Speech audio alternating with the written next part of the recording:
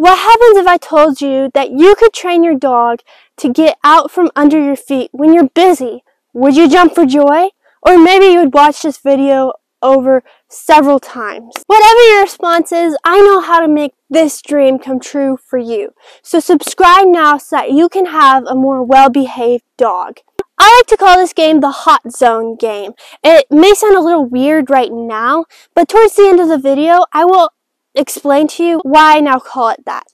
For this game, you're going to need a clicker, a tasty pile of treats, some kibble, and the mat that you've been using for the past couple weeks to train your dog, and of course, your dog. If you haven't already watched the first few videos in this series, then I highly suggest you do, because training happens in layers, and those first few videos are going to make this so much easier to train your dog. Start by laying down your dog's mat, and he'll probably naturally gravitate towards it. And so then click and reward. If you did your foundation layers right, your dog will pretty soon be sitting on the mat, and you'll be clicking and rewarding for that. But this is where I start to train a little bit differently than others.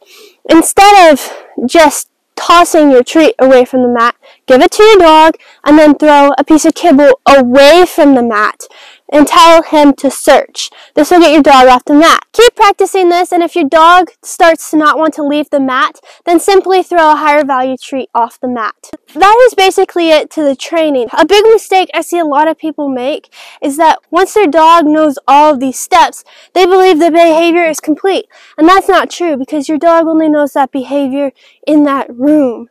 You need to teach him in many instances so that he can generalize it and understand what you want from him fully. Now let me explain why the hot zone game works. There is no value for being in the hot zone, and so with enough practice, you can teach your dog to be in the hot zone because there's value there, and there's no value anymore for being under your feet.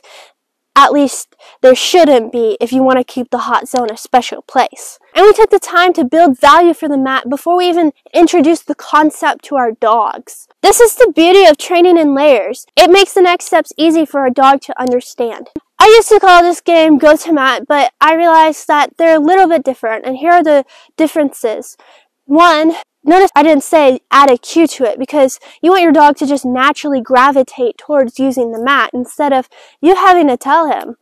And two, there's a slightly different approach to teaching it. Anyways, have a wonderful day, guys, and I hope to see you in the next video.